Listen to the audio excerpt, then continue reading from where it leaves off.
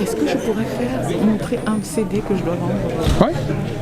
Je passe la parole aux annonces après Monsieur Redslab. Ah oui, oui, oui. Okay. Ou avant, comme tu préfères. Ok.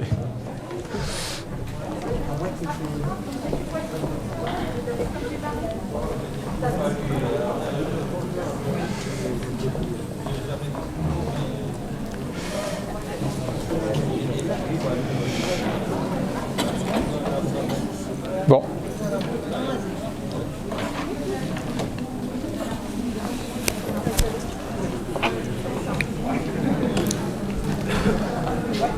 Dès que les musiciens sont prêts.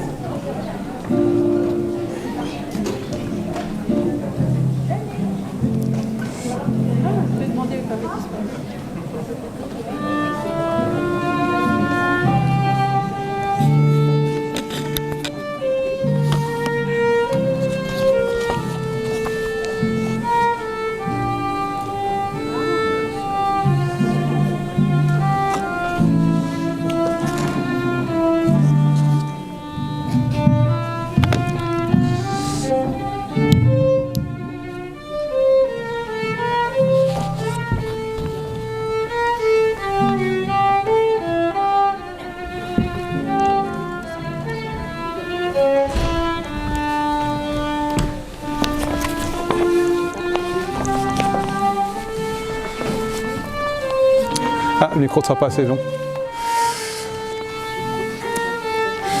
Non mais c'est bon Mélanie, je pense que c'est juste que le micro n'est pas assez long en fait.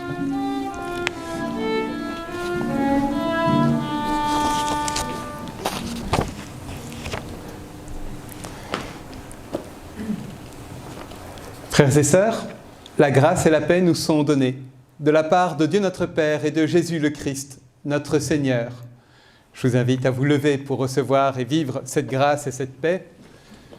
Pourquoi est-ce que j'ai fait ce petit mouvement? Parce que les enfants sont là, qui viennent à chaque fois pour assister au début du culte et qui se tiennent très très loin de celui qui parle, comme si ils étaient là en marge, alors qu'au contraire ils sont au centre.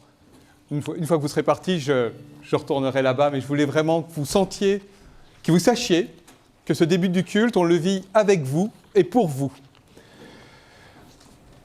Et justement, alors, puisque vous vous êtes déjà mis en voix, nous allons rentrer dans la louange et on ne va pas faire tout à fait comme d'habitude, on va rentrer dans la louange avec 3 cantiques.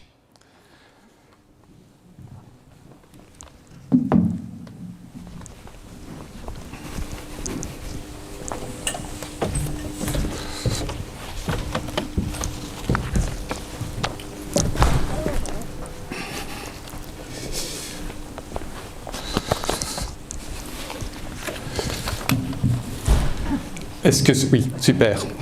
Là, je pense que j'aurai un tout petit peu plus de fil et de manœuvre. Donc, nous commençons avec le cantique 12.07. Tournez les yeux vers le Seigneur. On va prendre les strophes 2 et 3. 2 et 3.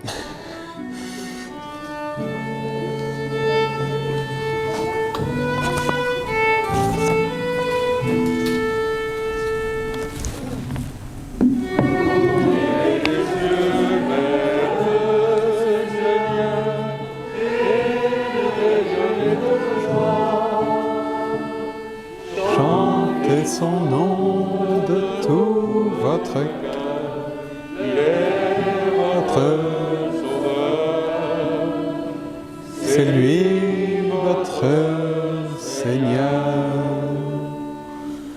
Dieu regarde ceux qu'il aime, il écoute leur voix, il consolera leur peine.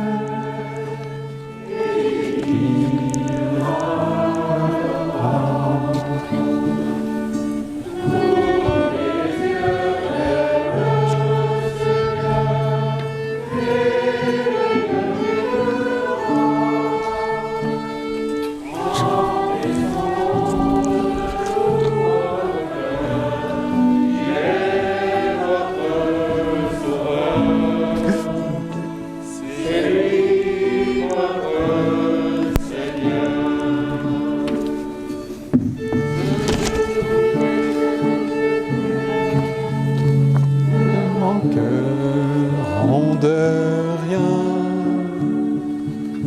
En lui ouvrant grand leur cœur, ils seront comblés de bien.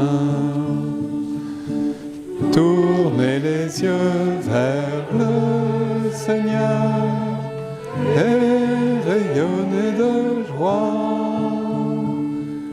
Chantez son nom de tout votre cœur, il est votre Sauveur. C'est lui votre Seigneur.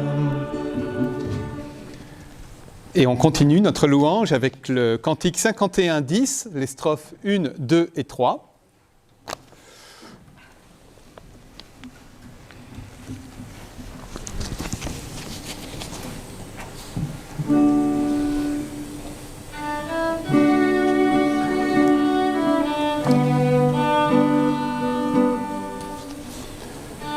Laisse-nous, Seigneur, entrer dans la maison. Laisse-nous venir chez toi. Laisse-nous, Seigneur, partager ta moisson. Laisse-nous chanter avec toi. Printemps de fête, alléluia. Lumière et fête, alléluia. Laisse-nous, Seigneur, entrer dans ta maison. Laisse-nous venir chez toi. Laisse-nous, Seigneur, partager ta moisson. Laisse-nous chanter avec toi. Soleil de joie, alléluia. Viens sous mon toit, alléluia. Laisse-nous, Seigneur, entrer dans ta maison. Laisse-nous venir chez toi. Laisse-nous, Seigneur, partager ta moisson. Laisse-nous chanter avec toi. Vivons ensemble, alléluia. Dieu nous rassemble, alléluia. Et enfin, dans la louange, nous voici rassemblés, Seigneur, une seule strophe. C'est le 21-17.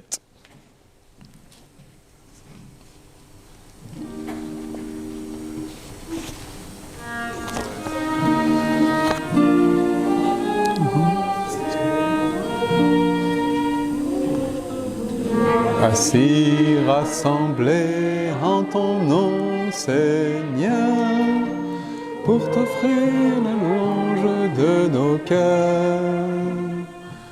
Alléluia, alléluia, notre joie au Dieu vivant.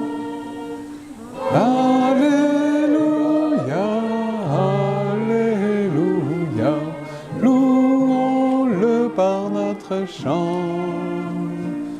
Nous voici rassemblés en ton nom, Seigneur, pour t'adorer, Jésus Sauveur.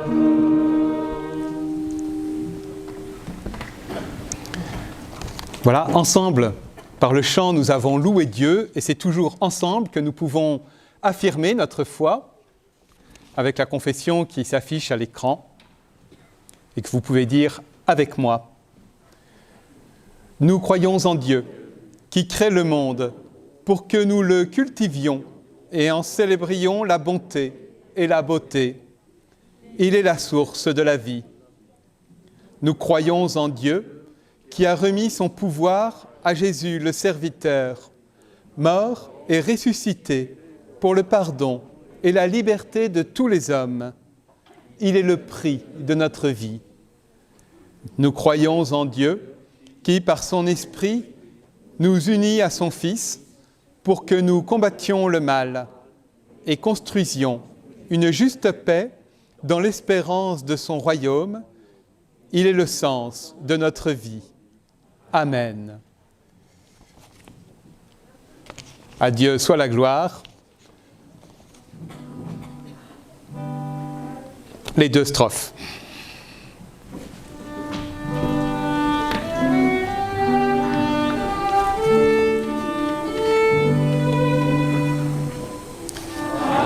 Dieu soit la gloire pour son grand amour, car de sa victoire s'est levé le jour. Jésus à ma place est mort sur la croix. Il donne sa grâce à celui qui croit. Gloire à Dieu, terre écoute sa voix. Gloire à Dieu, monde réjouis-toi. Reviens à ton Père, Jésus est vainqueur. Que toute la terre chante en son honneur. La foi, l'espérance ont chassé la peur. Une paix immense emplit notre cœur. Selon sa promesse, Jésus changera deuil en allégresse quand il reviendra. Gloire à Dieu, terre écoute sa voix. Gloire à Dieu, monde réjouis-toi. Reviens à ton Père, Jésus est vainqueur. Que toute la terre chante en son honneur.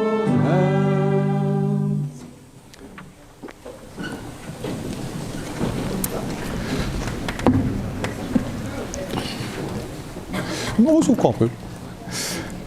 La confession du péché, ce sont des mots qui sonnent comme un jugement, comme un temps de culpabilité.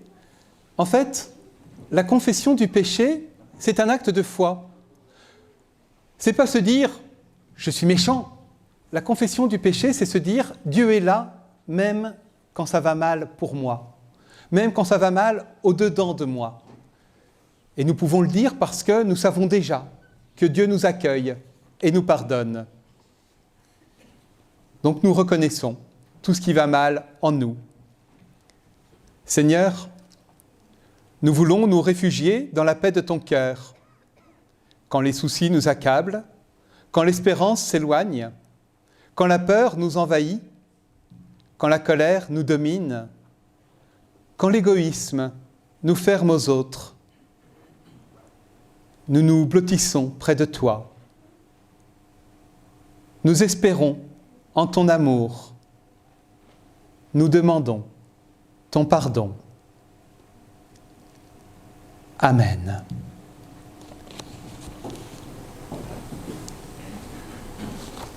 Et au Cantique 43, 04, les strophes 1 et 2.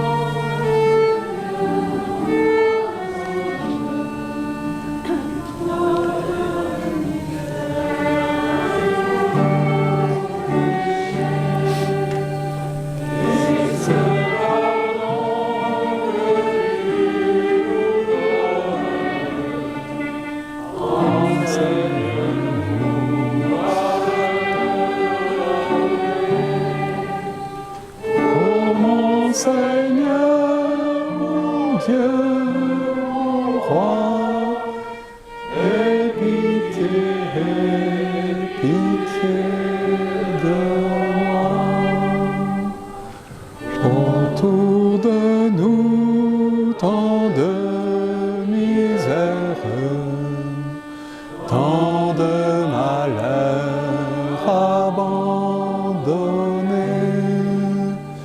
nous te prions que vienne l'heure de ta justice.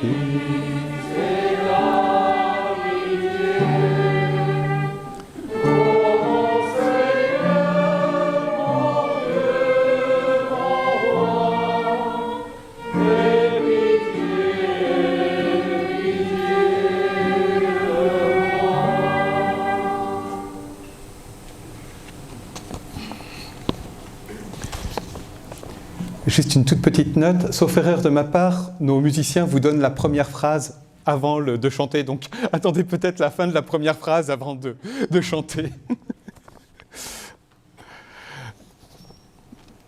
C'est bien ça, hein? Nous prions. Mon Dieu, nous étions en route vers toi, mais nous t'avons vu venir à nous. Nous désirions t'attendre, mais nous avons su que déjà tu nous attendais. Nous désirions te chercher, mais nous avons vu que tu étais à notre recherche. Nous voulions te dire, voilà, nous t'avons trouvé, mais nous avons senti que toi, le premier, tu nous avais trouvé. Tu avais trouvé chacun, chacune d'entre nous. Nous voulions te choisir, mais tu nous avais déjà choisis. Nous voulions te demander pardon, mais nous avons su que déjà tu nous avais pardonné. Tous, nous voulions t'appeler Père, et chacun, chacune, nous t'entendons déjà nous dire « mon enfant ». Que tous, nous vivions maintenant de ce pardon qui nous est donné, que ce pardon nous relève pour chanter notre reconnaissance.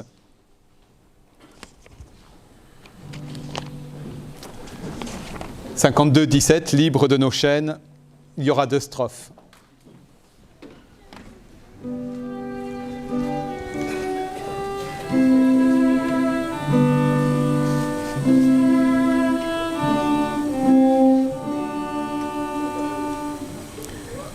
Libre de nos chaînes, nous marchons vers toi. Ta main souveraine affermit nos pas, armés de lumière, couronnés d'éclat.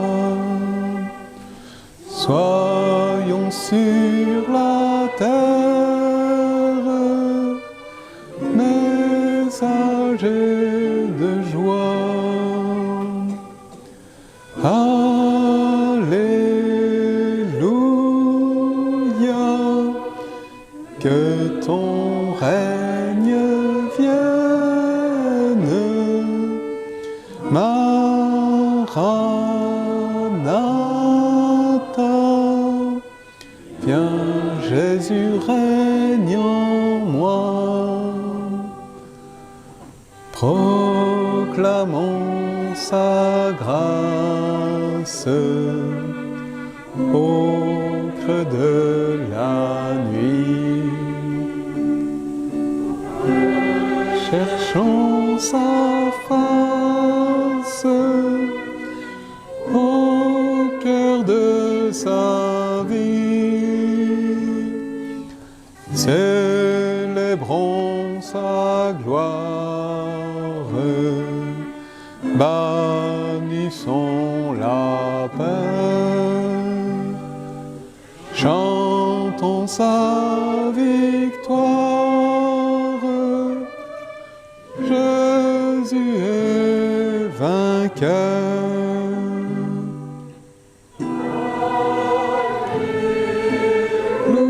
Alléluia, que ton règne vienne. Maranatha,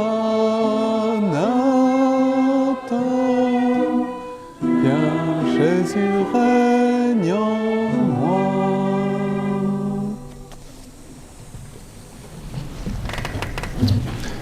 Voilà. À présent, les enfants vont pouvoir partir avec leurs moniteurs et monitrices, qui à l'éveil à la foi, qui au catéchisme, qui à l'école biblique.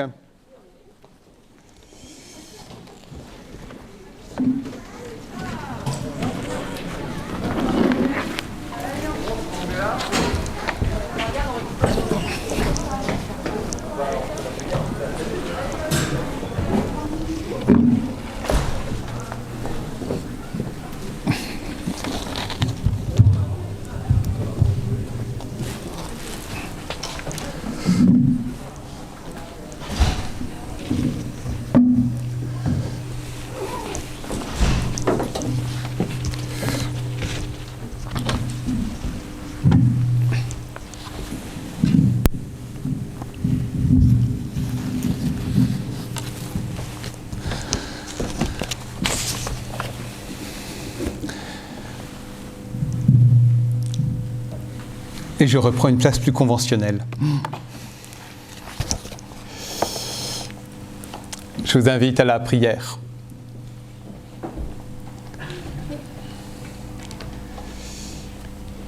Seigneur notre Dieu, accorde-nous ton esprit afin qu'à travers les mots écrits par l'homme, nous entendions ta parole. Accorde-nous ton esprit afin qu'à travers nos distractions et nos préoccupations, nous recevions ta parole. Accorde-nous ton esprit, afin que malgré nos certitudes et malgré nos refus, nous recevions et vivions ta parole. Que chaque jour de notre vie, ta parole nous conduise et nous fasse vivre. Amen.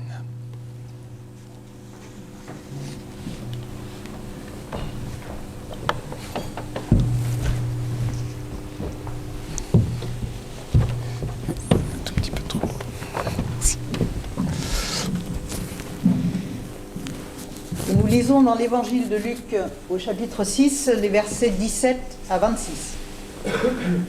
Il descendit avec eux et s'arrêta sur un endroit tout plat où se trouvait une grande foule de ses disciples et une grande multitude du peuple de toute la Judée, de Jérusalem et du littoral de Tyr et de Sidon. Ils étaient venus pour l'entendre et pour être guéris de leur maladie.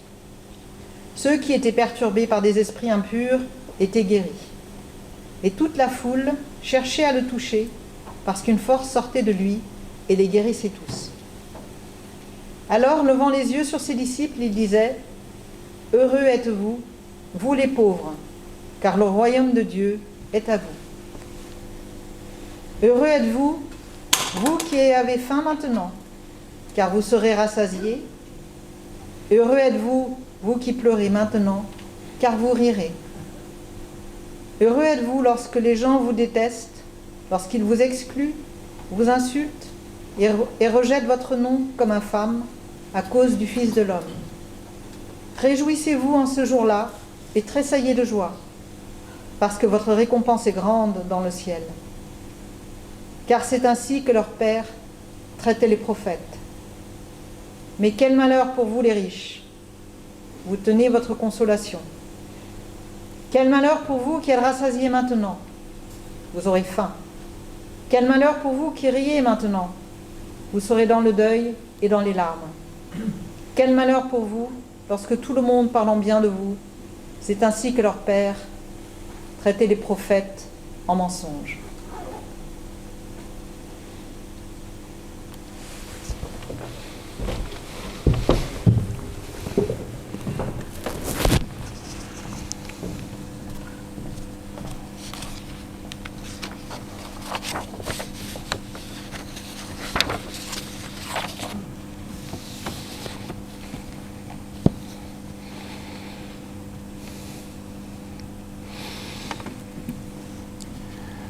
Peut-être êtes-vous plus familier avec les béatitudes sous une autre forme, dans un autre texte. Je vous le lis, tel qu'on a l'habitude de les entendre. Heureux les pauvres en esprit, car le royaume des cieux est à eux. Heureux ceux qui pleurent, car ils seront consolés. Heureux ceux qui sont doux, car ils hériteront la terre. Heureux ceux qui ont faim et soif de justice, car ils seront rassasiés. Heureux ceux qui sont compatissants, car ils obtiendront compassion. Heureux ceux qui ont le cœur pur, car ils verront Dieu. Heureux les artisans de paix, car ils seront appelés fils de Dieu. Heureux ceux qui sont persécutés à cause de la justice, car le royaume des cieux est à eux.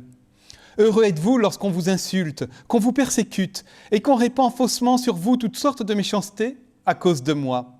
Réjouissez-vous et soyez transportés d'allégresse, parce que votre récompense est grande dans les cieux, car c'est ainsi qu'on a persécuté les prophètes qui vous ont précédés. Cette version-là, c'est la version de Matthieu. La version que Mélanie nous a fait entendre, c'est celle de Luc. Et je voulais commencer par vous demander, laquelle des deux préférez-vous ? Qui préfère celle de Matthieu ? Moi aussi d'ailleurs. Qui préfère celle de Luc ? Il y en a quelques-uns quand même, hein ? Voilà, merci. Je posais cette question d'abord pour qu'on s'aperçoive, qu'on réalise qu'on a le droit de préférer un texte à un autre. De toute façon, je ne sais pas si on a le droit, mais en fait, on le fait tout le temps. Il y a des textes bibliques qu'on préfère, il y a des textes avec lesquels on est plus mal à l'aise.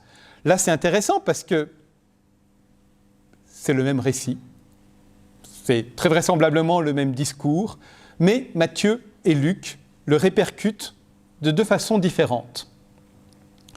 Alors, je laisse les spécialistes savoir lequel des deux discours est le plus proche de celui que Jésus a pu prononcer, ou s'il y a eu effectivement deux discours complètement différents et que Matthieu en a répercuté un et que Luc en a répercuté un autre. Je laisse aux spécialistes cette question-là parce que je pense que la réponse changera très souvent, encore.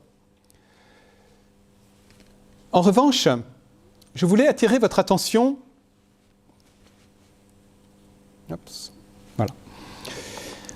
sur d'autres différences entre celles de Matthieu et Luc. Ce matin, on parlera de Luc. C'est Luc qui nous est proposé, c'est l'évangile selon Luc qui nous est proposé, et je crois que même les textes avec lesquels on est un peu moins à l'aise, nous devons les entendre. J'ai même tendance à croire que ce sont ces textes-là qui nous parlent le plus. Les autres viennent nous conforter dans ce que nous savons déjà. Mais je voudrais quand même souligner deux petites différences de contexte. Si vous allez lire les versets qui introduisent les béatitudes dans Matthieu, vous vous rendrez compte que, selon Matthieu, en voyant les foules le suivre, Jésus monte sur la montagne et parle à ses disciples. Il a échappé à la foule et il parle à ses disciples.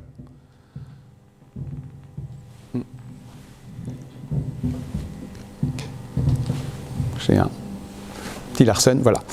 Il parle à ses disciples et il leur parle d'ailleurs plutôt à la troisième personne. Dans Luc, je reprends le contexte, Jésus rejoint une grande foule de disciples et une multitude du peuple. Il rejoint. Et il rejoint, non pas sur la montagne, mais dans la plaine. Jésus descend vers une grande foule de disciples et le texte précise même qu'il lève les yeux vers eux, comme s'il était descendu encore plus bas qu'eux. Voilà ce que c'est que de jouer avec les micros.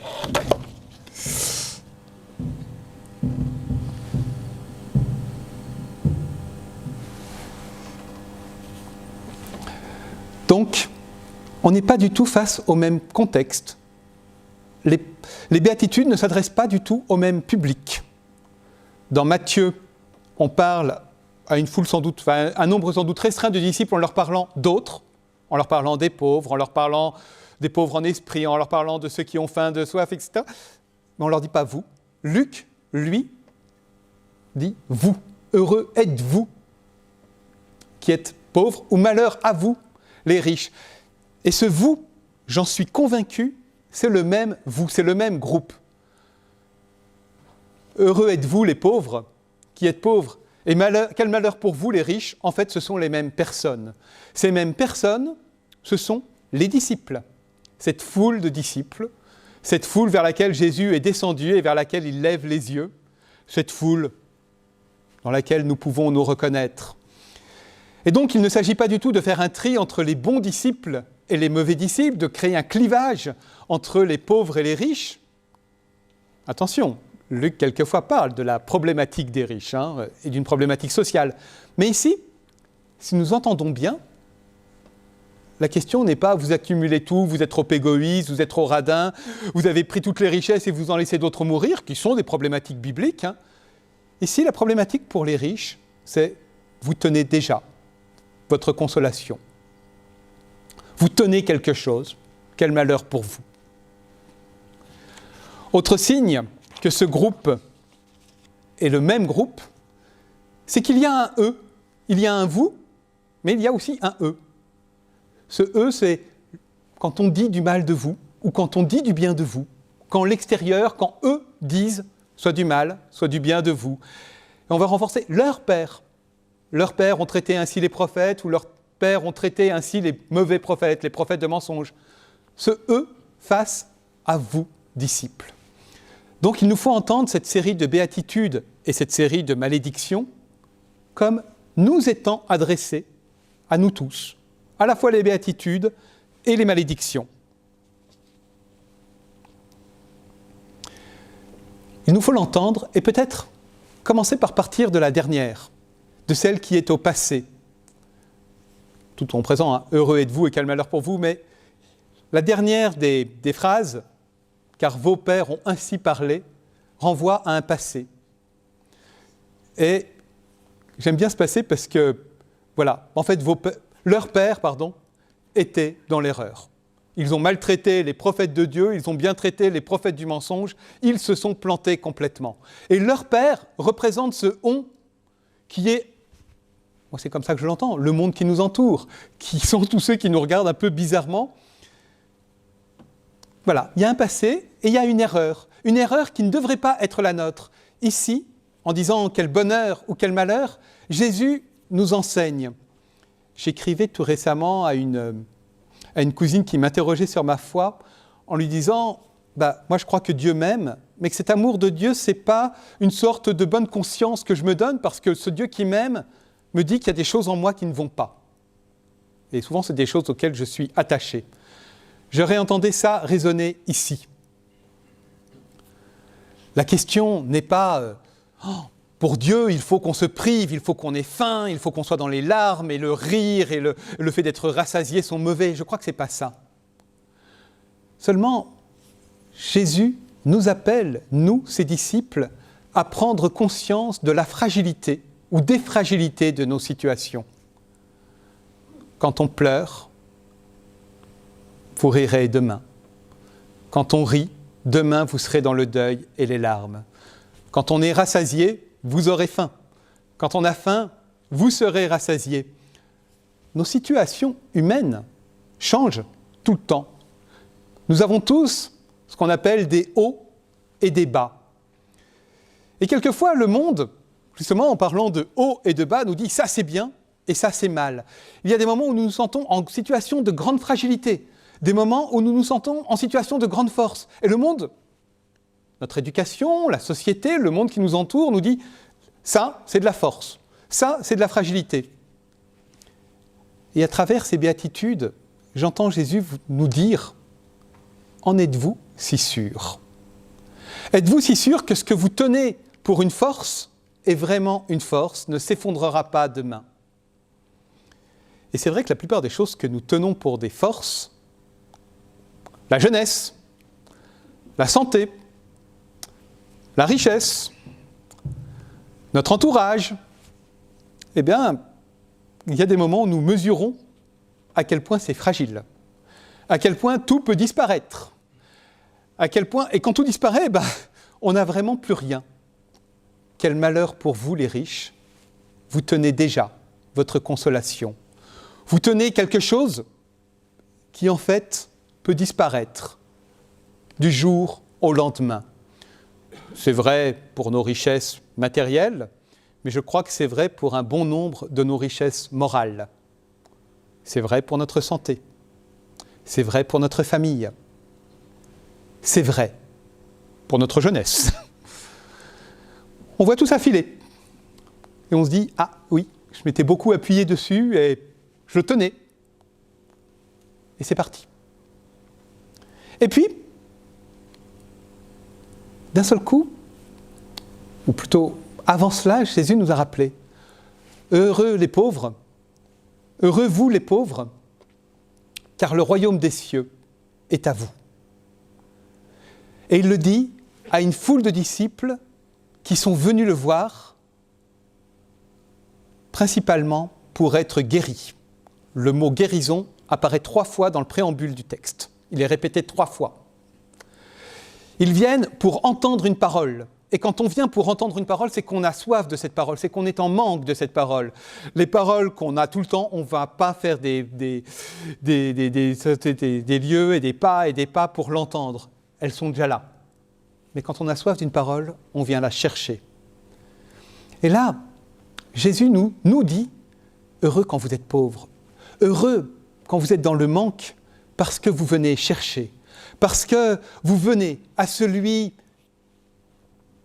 qui peut vous donner. » Et il dit « Heureux êtes-vous parce que justement, cette richesse-là, elle est déjà à vous. » Jésus est descendu vers ses disciples. Il est descendu même plus bas qu'eux et il lève les yeux vers eux pour leur dire « Regardez », pour nous dire « Regardez ». Vous veniez chercher de la guérison, vous veniez chercher une parole d'amour, vous veniez chercher une parole de Dieu, et cette parole est venue à vous, elle est descendue à vous. Vous n'avez pas besoin de monter sur la montagne pour la chercher, vous n'avez pas besoin d'être fort, vous n'avez pas besoin d'être jeune, vous n'avez pas besoin d'être riche pour la recevoir. Elle est venue à vous. Heureux êtes-vous parce que finalement tout le travail a été fait. Heureux êtes-vous parce que quelque chose vous est donné qui ne dépend pas de vous. Et du coup ça, même quand vous êtes très pauvre, même quand vous êtes dans le deuil, même quand vous êtes dans les larmes, même quand vous avez faim, cette parole ne peut pas vous être enlevée, puisqu'elle est venue à vous quand vous étiez dans le deuil, quand vous étiez dans les larmes, quand vous étiez dans la maladie, cette parole est venue à vous. Donc rien ne pourra vous l'enlever. Alors que les paroles reçues, les compliments reçus quand vous êtes dans la richesse, quand vous êtes dans la santé, qu'est-ce qu'il en restera ? Quand cette richesse, quand cette santé, quand ce rire, quand cette satiété auront disparu. Heureux êtes-vous, vous qui êtes pauvres, car le royaume des cieux est à vous. Heureux êtes-vous, car ce royaume vous est donné dans votre fragilité, dans votre détresse, dans votre affliction, dans votre faim, et que donc rien ne pourra vous l'enlever. Oui, frères et sœurs, à nous maintenant d'essayer de mieux mesurer quand est-ce que nous sommes heureux, et puis, parce que ça arrive aussi, quand est-ce que nous sommes malheureux parce que nous nous appuyons sur des choses qui finalement sont fragiles. Mais toujours, rappelons-nous cette béatitude première, le royaume des cieux est à vous. Amen.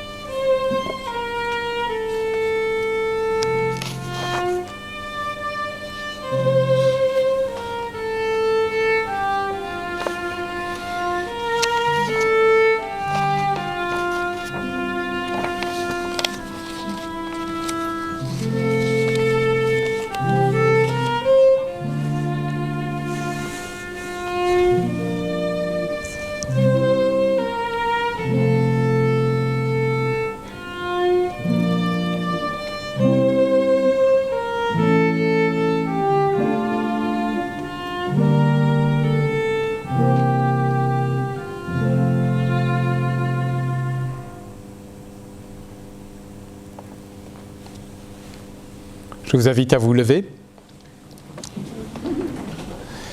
Et nous prenons le psaume 138, les strophes 1, 2 et 3.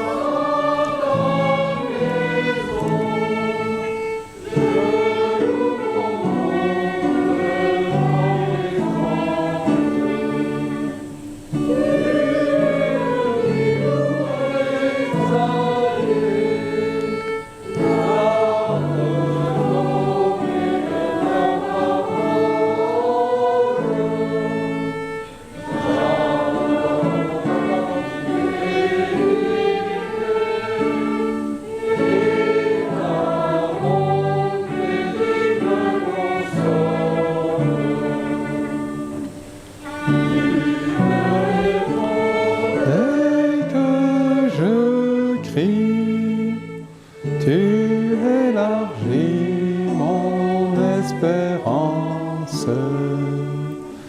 Même les grands t'écouteront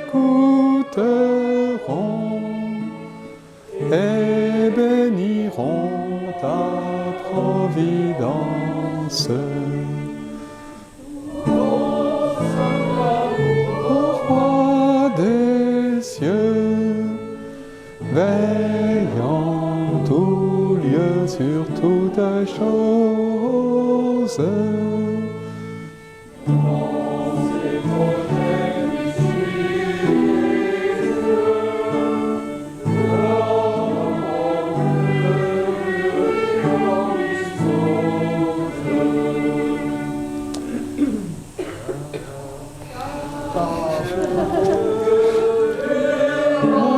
Toujours, c'est ton amour qui me délivre.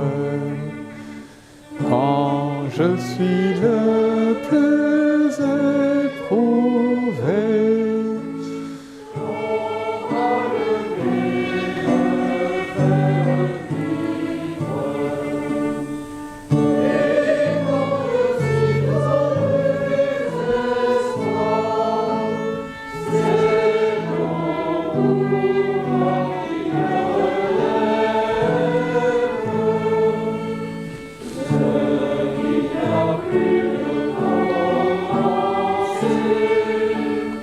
sans cela, c'est ta main l'achève.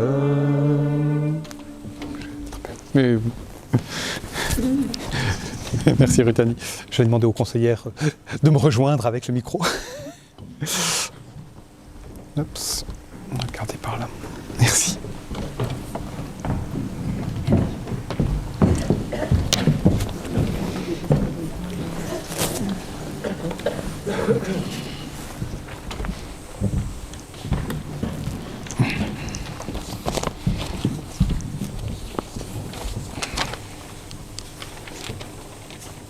Louons Dieu.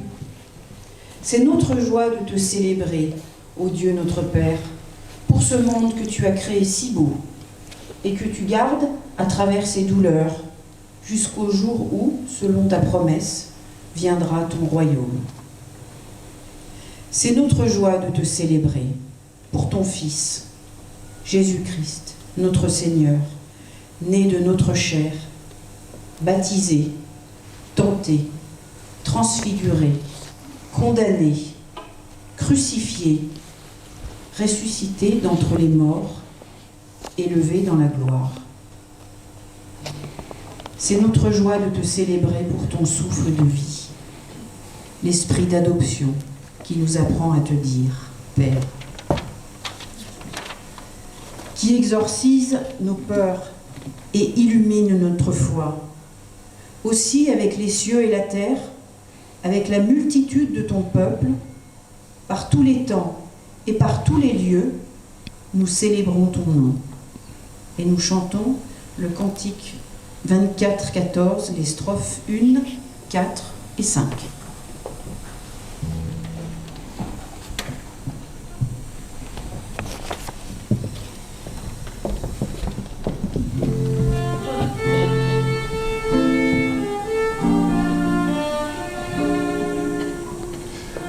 Seigneur nous a aimés comme on n'a jamais aimé.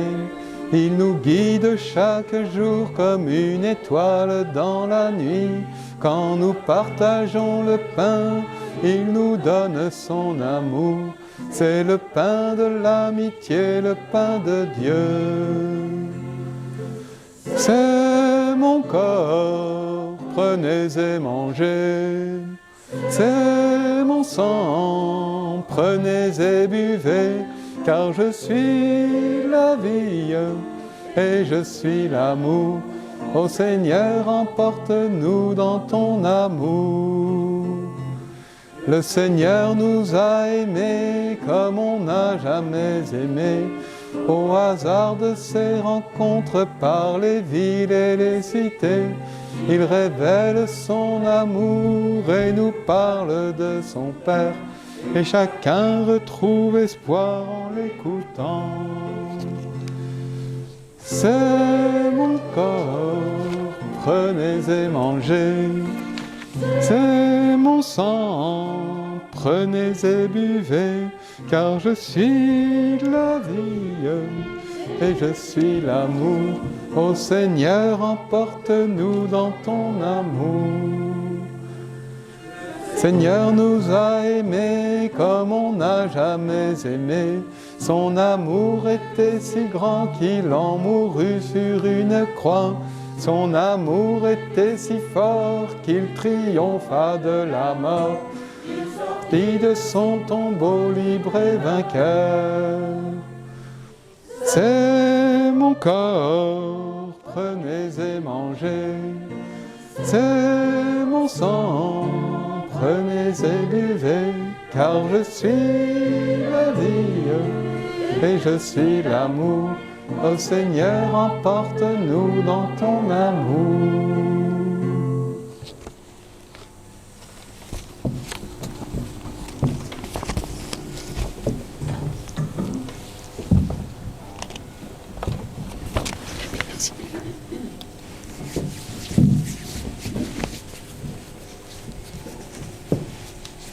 Le soir venu, Jésus se mit à table avec les 12.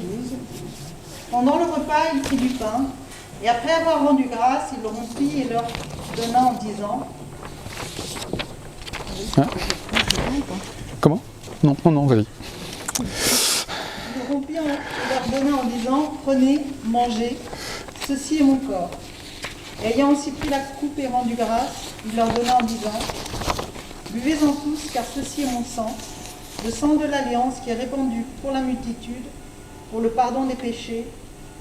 Je vous le dis désormais, je ne boirai plus de ce fruit de la vigne jusqu'au jour où je le boirai à nouveau avec vous dans le royaume de mon Père.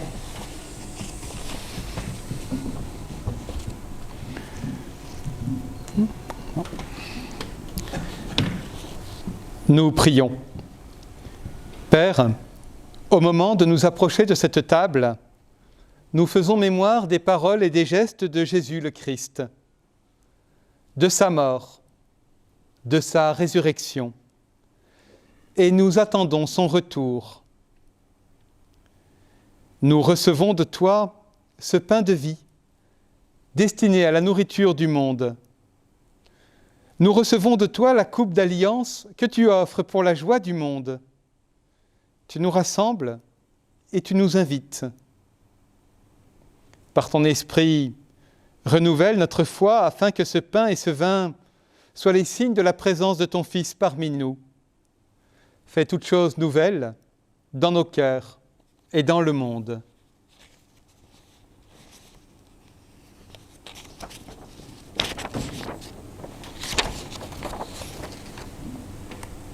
Et comme Jésus l'a enseigné à ses disciples, ensemble, nous pouvons dire « Notre Père, qui es aux cieux, que ton nom soit sanctifié, que ton règne vienne, que ta volonté soit faite sur la terre comme au ciel. Donne-nous aujourd'hui notre pain de ce jour. Pardonne-nous nos offenses, comme nous pardonnons aussi à ceux qui nous ont offensés. Et ne nous laisse pas entrer en tentation, mais délivre-nous du mal, car c'est à toi qu'appartiennent le règne, la puissance et la gloire, au siècle des siècles. Amen.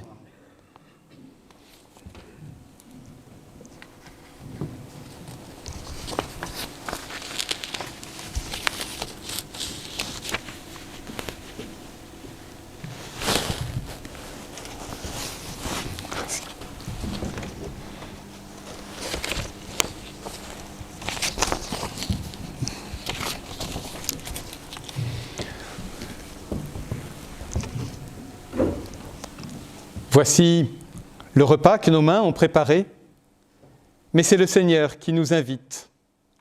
Voici la table que nous avons dressée, mais c'est lui qui nous accueille. Voici la joie que nous avons désirée et que lui-même nous donne. Ceci n'est pas la communion d'une confession en particulier, c'est la table du Seigneur. Toutes celles et tous ceux qui en Jésus-Christ reconnaissent le Seigneur et souhaitent partager son repas sont invités. Je vous invite à former un grand cercle.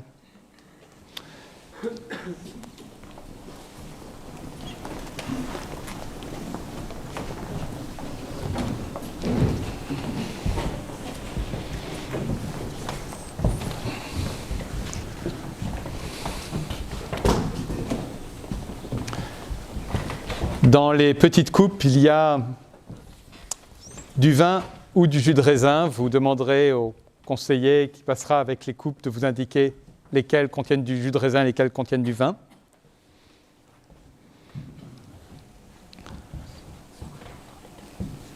Le pain que nous partageons est communion au corps de notre Seigneur Jésus le Christ. Le fruit de la vigne pour lequel nous rendons grâce est communion au sang de notre Seigneur Jésus le Christ. Il est ressuscité, il est vivant. Amen.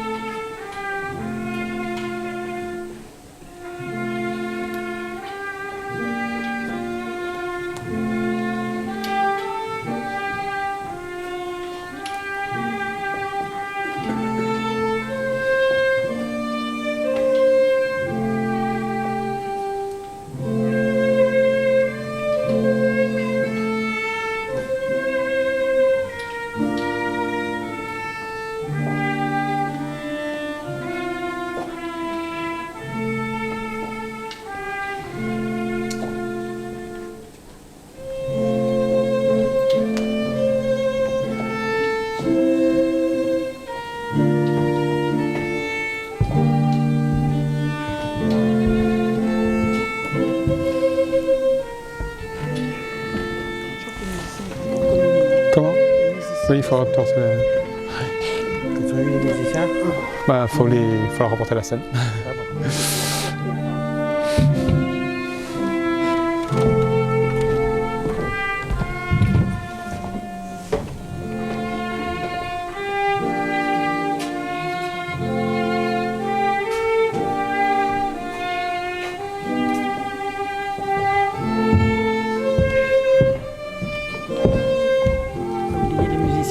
Non, mais c'est pas un oubli, ils ne peuvent pas communier en jouant.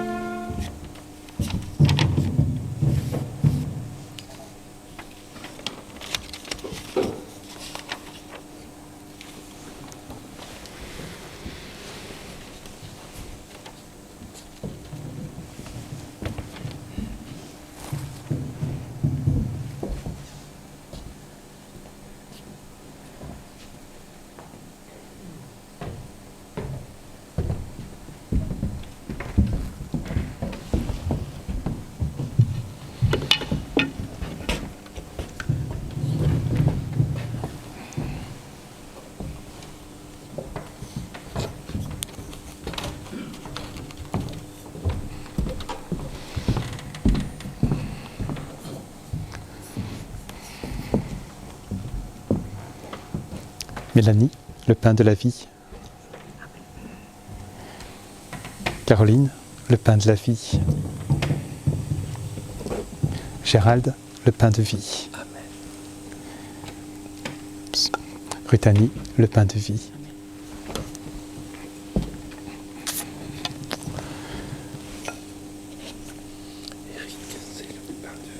Amen.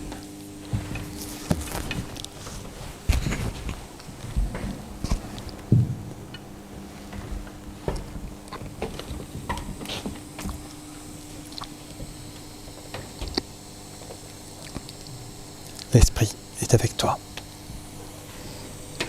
L'Esprit est avec toi. Prends l'autre. L'Esprit est avec toi. L'Esprit est avec toi.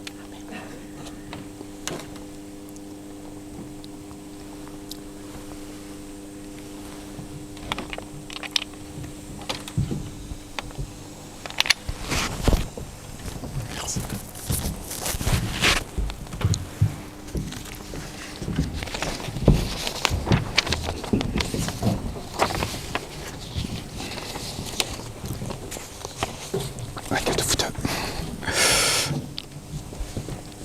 Nous te remercions, Père, pour le repas que nous avons pris ensemble. Accorde-nous de vivre de cette nourriture, de te célébrer toujours avec joie et d'être ainsi témoin de Jésus-Christ.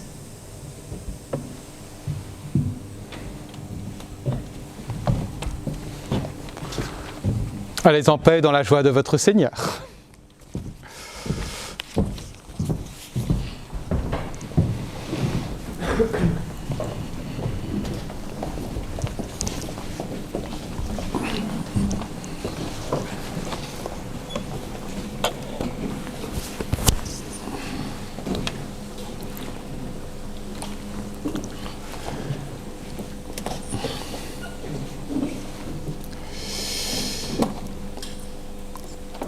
Seigneur notre Dieu, en célébrant la scène, en entendant ta parole, nous commémorons, nous faisons mémoire de tout ce que tu nous as donné.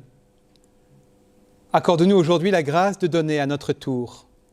Inspire-nous le geste du partage, du don, de l'offrande. Amen. Et voici le temps de collecte de nos offrandes.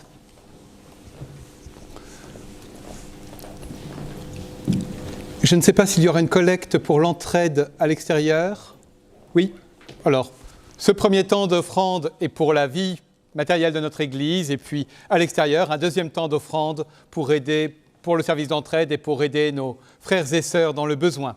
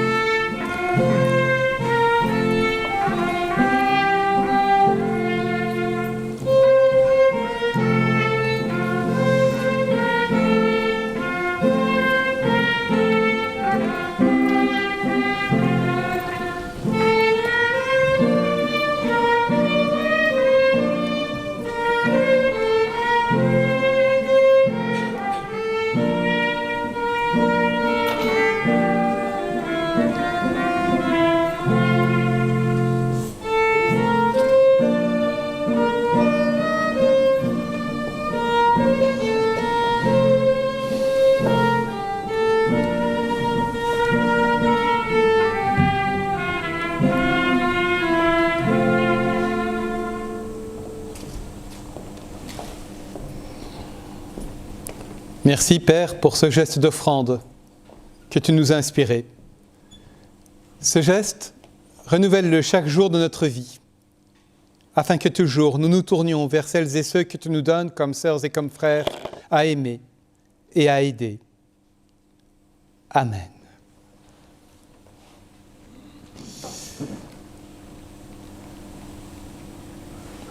Quelques annonces. L'ordre liturgique que j'ai bousculé, celui que je vous ai proposé, a été très inspiré de l'ordre liturgique de la célébration de la Seine chez les diaconesses le jeudi soir. Et j'en profite pour vous dire que à cause du Covid et parce que la communauté est touchée actuellement, le service de jeudi prochain est annulé. Donc pas de Sainte Seine chez les sœurs jeudi prochain. Actuellement, les services de Sainte Seine sont à 17h50, mais pas ce jeudi. Puis je crois qu'après, elles ont un temps de vacances, donc je crois qu'elles reprendront en mars. Voilà, quelques annonces de calendrier pour nous. Mardi 15 février à 20h30, l'atelier biblique se réunira au centre 8 pour des chemins, pour explorer un nouveau chemin de soins. C'est notre temps en présence, ça sera de 20h30 à 22h. Si vous souhaitez voir ce que c'est, nous rejoindre, vous joindre à nous, vous pouvez. Il faut juste s'inscrire auprès de moi pour que je sache à peu près qui vient.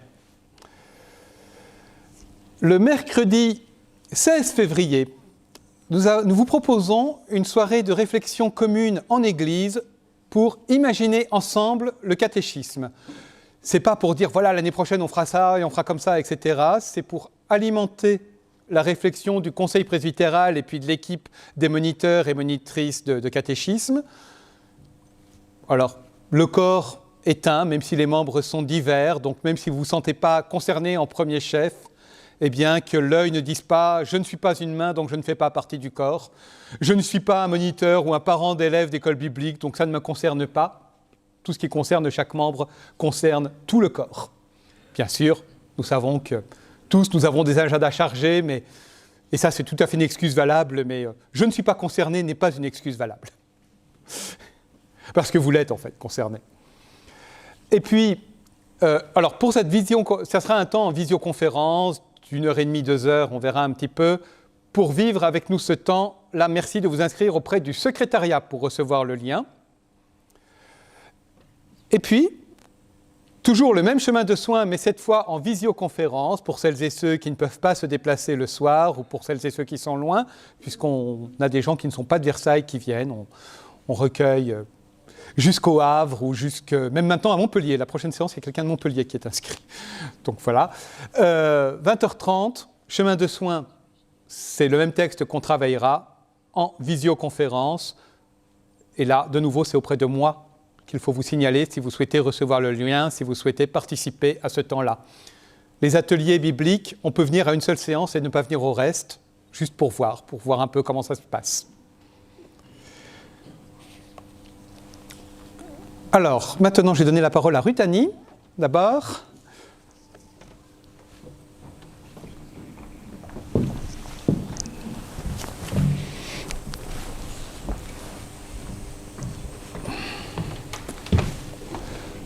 Bonjour à tous. Une petite annonce pour vous dire que ce CD est vendu au stand librairie.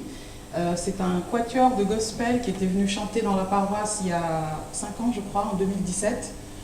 Au culte de Pâques.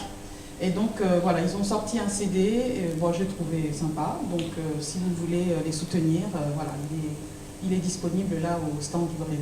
Et je rappelle aussi qu'on a normalement la répétition de la chorale à la fin du culte. Merci.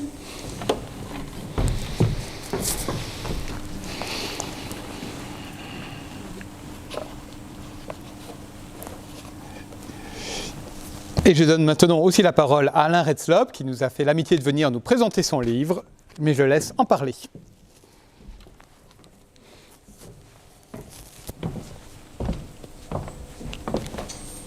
Merci, Monsieur le Pasteur. Bonjour à toutes et à tous. Permettez que je me présente, je suis Alain Retzlob, je suis prédicateur laïque de l'Église protestante unie de France, à Saint-Quentin-en-Yvelines. J'ai la joie de me retrouver ici à Versailles. C'est une paroisse que j'ai fréquentée dans un lointain passé, dans laquelle je me suis marié au millénaire précédent et dans laquelle j'ai eu le plaisir de faire quelques prédications lorsque vous eûtes une vacance pastorale, de mémoire, ça devait être 2015-2016 ou quelque chose comme ça. Voilà. Donc j'étais venu plusieurs fois au temple de Ruoche. Donc je suis très heureux de me retrouver ici. Alors voilà, merci à Monsieur le Pasteur. Voilà, j'ai commis, si vous voulez, un livre qui s'appelle « Être protestant est un bonheur ». J'ai résumé notre vie. C'est un cri du cœur. C'est un cri d'allégresse dans ce monde menaçant, inquiétant, sombre. Et c'est aussi le fait de consolider notre foi dans la certitude d'être sauvé. Vous savez, ce livre a failli s'appeler La certitude d'être sauvé. Donc, et le bonheur d'être sauvé. Bon, donc finalement, c'était ça. Alors, qu'y a-t-il dans ce livre? Il y a 2 parties. Dans la deuxième, je commence tout de suite dans la seconde, vous avez une vingtaine de prédications de votre serviteur, avec le texte de référence et évidemment la prédication, qui portent sur des thèmes divers et variés, comme l'argent, comme le jeûne, comme la condition de la femme, comme la prédestination, comme le salut, l'argent, j'en passe. Dans la première partie, qui est une partie plus intimiste, il y a 3 chapitres, dont je dirai un mot de chaque. Dans le premier chapitre, c'est le parcours de votre serviteur en protestantisme, depuis que je suis en culotte courte, ça date, jusqu'à aujourd'hui. Ce besoin de spiritualité protestante a accompagné ma vie, et j'ai toujours cherché un lieu de culte. Ça n'a pas toujours été facile, notamment à l'étranger. Mais enfin, bon, même quelquefois en France, dans la ville nouvelle, il y a il y a longtemps, une quarantaine d'années, je suis allé pendant une année à la messe. Voilà, parce que je n'avais pas trouvé de lieu réformé. Bon, je ne participais pas à la communion, mais j'allais quand même à la messe. Ne nous racontez pas tout le livre, sinon les gens ne le prendront plus. Non, je raconte pas les livres. Non, vous avez raison, monsieur le pasteur, de me rappeler. C'est le problème des professeurs, on parle. Donc voilà, c'est ça le parcours en protestantisme. Mais monsieur le pasteur, justement, vous faites bien de le dire, parce que dans ma vie, et vous aussi, nous avons des moments de bonheur, nous avons des moments de malheur. Et nous les partageons avec des pasteurs. Et les pasteurs, voyez-vous, m'ont toujours fait, surtout dans les moments de détresse, un accueil formidable. Un accueil d'écoute, et de jamais eu de leur part la moindre remontrance. Au mieux un conseil, jamais un jugement. Et cette absence d'autorité ecclésiale sur moi fait que je suis un protestant convaincu et de toujours. Dans le deuxième chapitre, je rappelle les grands principes qui nous animent. Les solae, vous savez, soli Deo gloria, solus Christus, sola scriptura, sola fide, sola gratia, et puis, bien entendu, la liberté de conscience et le sacerdoce universel dont je suis un exemplaire, ou un exemple. Pour moi, ce sont des principes fondamentaux qui sont intertemporels, c'est-à-dire qu'ils étaient valables au XVIe siècle, pour moi au XXIe, ils le sont toujours. Et puis enfin, dans le troisième chapitre, je vous fais part de 2 choses. D'une part, de rencontres que j'ai pu avoir avec des gens de religions différentes, de confessions d'abord différentes, un cardinal africain, c'est la plus haute autorité ecclésiastique que j'ai pu rencontrer chez les catholiques dans ma vie. J'ai rencontré et discuté avec mon ami Haïm Corsia, qui est le grand rabbin de France, mais aussi avec des amis musulmans, avec des amis, alors pasteurs, n'en parlons pas, protestants bien sûr, mais protestants un peu nous sommes des champions de la diversité en protestantisme, mais aussi avec des athées et des agnostiques. Ça a été pour moi un enrichissement phénoménal, et surtout le fait d'approfondir ma conviction et d'enraciner encore plus mon protestantisme. Et puis la deuxième chose dans ce troisième chapitre que j'évoque, et je termine là, c'est que je vous fais part un peu de ma pensée, entre guillemets, sans aucune forfanterie, sur la quotidienneté, la place de la prière, la place des Écritures tous les jours qu'il nous faut lire, et puis aussi ma conception, parce que j'en ai parlé pas avec votre pasteur, mais avec bien d'autres, qui n'est pas toujours convergente, de la mort et de l'après-mort. Voilà, donc je suis à votre disposition. Le prix de l'ouvrage est de 20,90 €. Je vous le dédicacerai avec plaisir. Si d'aventure vous ne pouvez l'acquérir aujourd'hui, vous pouvez toujours le faire auprès d'Amazon, de la FNAC ou de votre libraire habituel. Voilà, je vous remercie de votre attention. Merci. Merci. Un conseil pastoral, préférez votre libraire habituel à Amazon. Oui, Bernadette ? Je voulais simplement dire que je fais partie de l'âge d'or. Je suis la présidente de l'âge d'or. Je suis la présidente de l'âge d'or et je voulais simplement dire qu'au mois de mars, on va supprimer l'âge d'or parce qu'on n'a plus assez de participants. Mais comme au mois de novembre, on n'a pas pu faire la vente que nous faisons normalement pour vendre les objets que nous avons fabriqués, nous faisons mardi après-midi une vente dans la salle Orange. Pour ceux qui veulent venir à 2h, il y a d'abord une projection d'un voyage que j'ai fait au Canada. Et après, à 3h, il y aura la braderie. Voilà, donc ceux qui veulent venir, ce sera très bien. Merci. Merci. Merci, Berdotte. Voilà, nous avons eu pas mal d'annonces. Je vous propose juste de prendre un petit temps de silence et dans ce temps de silence, de porter dans la prière les enfants qui sont au catéchisme, leurs moniteurs et monitrices qui témoignent avec eux de leur foi.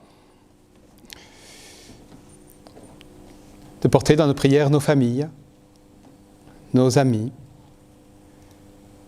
De porter également les situations difficiles ou tragiques dont nous entendons parler auprès de nous ou dans le monde.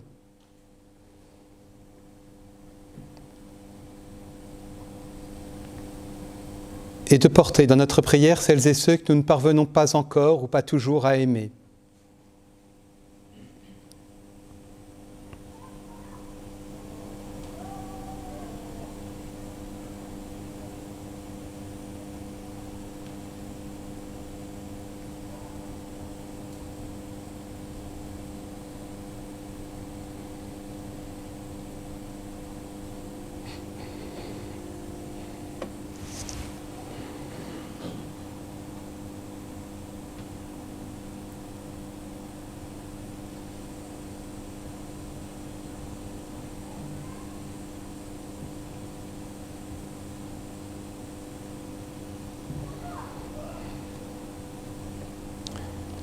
Amen. Je vous invite à vous lever. Je vais partager une dernière chose. Hier, Henriette, Chloé, Titouan, Achille, c'est peut-être des prénoms qui ne vous disent rien, ce sont des jeunes du caté 3 et 4, se sont réunis pendant 1h30 de travail sur un texte biblique pour m'aider à préparer la prédication du dimanche 3 avril. Et ça a été un temps riche, en tout cas j'espère pour eux autant que pour moi, un temps vraiment de travail. Ceux qui viennent à l'atelier biblique ont une petite idée de ce que je leur ai fait faire. Et voilà, ça a été vraiment un temps de bonheur. Alors, je vous invite à noter ce dimanche 3 avril dans vos tablettes en vous disant, tiens, la prédication ce coup-ci du pasteur, ce sera moi qui prêcherai, elle aura vraiment été travaillée et portée par des enfants qui ont entre 13 et 14 ans. Et ils ont des choses à dire sur les textes bibliques. Et ils ont une capacité à les lire, à les interpréter, à les recevoir, qui était vraiment très très forte. Je voulais partager cette petite joie avec vous. Avant de vous envoyer maintenant dans notre monde avec nos temps de bonheur et de malheur, avec nos temps de bénédiction et nos temps de malédiction, avec la fragilité de nos situations et avec la force qui nous est donnée. Allez, dans la grâce de notre Seigneur Jésus le Christ, dans l'amour de Dieu notre Père et dans la communion de l'Esprit Saint, allez, fort de cette assurance, Dieu nous aime et nous conduit. Amen. Et un grand merci à nos musiciens